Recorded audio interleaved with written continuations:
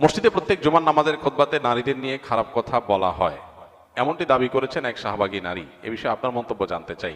কেন প্রত্যেক জুম্মার নামাজের খুতবাতে খালি মেয়েদের নিয়ে খারাপ কথাই বলতে হবে? কেন ওই জুম্মার নামাজের খুতবাতে একটা ভালো কথা বলা যাবে না? সবকিছুতে নিয়ে এসে ধর্মকে এরকম মানে মারামারি জায়গায় কেন নিয়ে আসেন?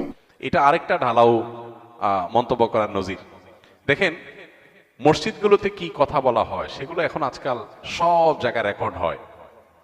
আলহামদুলিল্লাহ, মসজিদগুলোতে যৌতুকের বিরুদ্ধে কথা বলা হয়, মসজিদগুলোতে তরুণদেরকে বুকে যাওয়ার হাত থেকে বাঁচাবার জন্য কথা বলা হয়, মসজিদগুলোতে মাদকের বিরুদ্ধে কথা বলা হয়, মসজিদগুলোতে সমাজকে সুস্থ ধারায় রাখার জন্য চেষ্টা করা হয়।